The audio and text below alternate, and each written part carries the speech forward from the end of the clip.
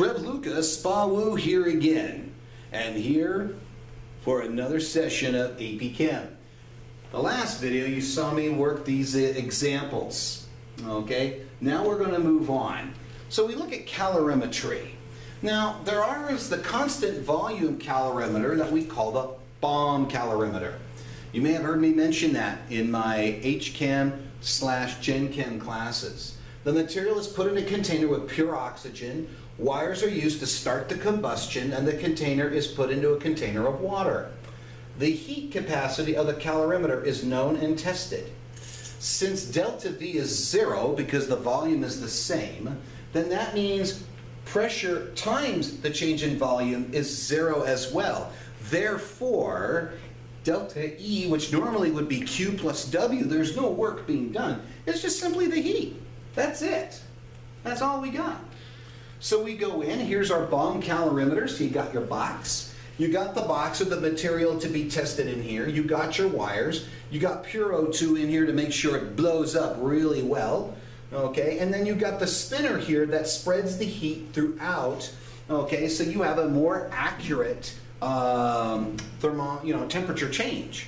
Because if you just put the thermometer just next to it and that's it, you are probably not going to get an accurate thing. You want the heat to spread throughout the entire container, which again, that is a constant volume. Let's keep going. Properties.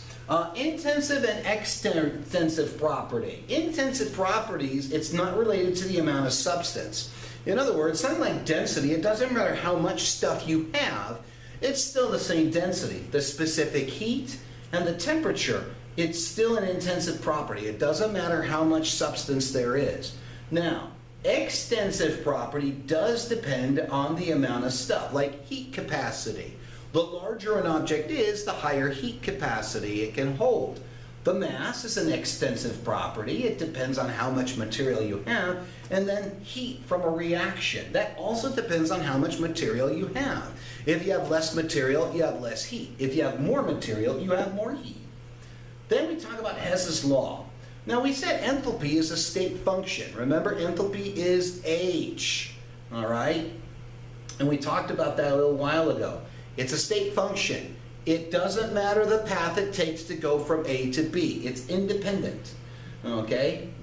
So, state function is a property whose value does not depend on the path taken to reach that specific value. It's independent of the path. Now, we can add equations to come up with the desired final product and add the delta H. Well, wait a minute. What are you referring to in Hess's Law? It doesn't matter how many steps it takes to get to the end. That doesn't matter. What's going to happen is that when you look at Hess's Law, all the steps are going to cancel each other out such that you'll have your reactants, you'll have your products, and you're going to have a delta H value. Okay? So there are two rules involved in Hess's Law. If the reaction is reversed, the sign of delta H is changed. If the reaction is multiplied, let's say times 2, because you need double the amount, then the delta H is also doubled for that amount. Okay?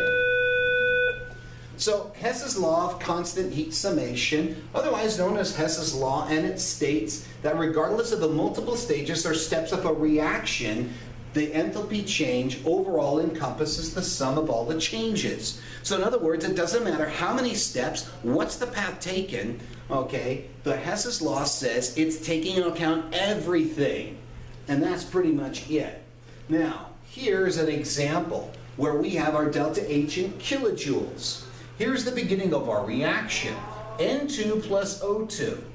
Now, we got to put in some energy in there. So we got the energy, 180 kilojoules. Then we get this to a high point where it's going to be undergoing its transformation.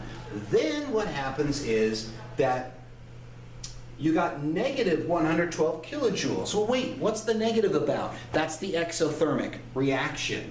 That's how much energy is being given on. So what you have here is a difference of 68 kilojoules. You had 180 joules going in, you had 180 kilojoules going in, 112 kilojoules coming out. So what's left is 68 kilojoules in there. Okay? Now, standard enthalpy, we're going to, this may be my last slide, the enthalpy change for a reaction at standard conditions. Underline this. This is a really important thing. You need to understand standard conditions, 25 Celsius, 1 atmosphere, 1 molar solutions. The symbol is delta H with a degree sign. This part should be highlighted, circled, whatever. When using Hess's Law, work by adding the equations up to make it look like the answer. The other parts will cancel out. Okay? Let's see. So, this is our first example, but that's going to be in another video. I'm Trev Lucas, Spa Woo, and frankly, you're not. Catch you on the flip side.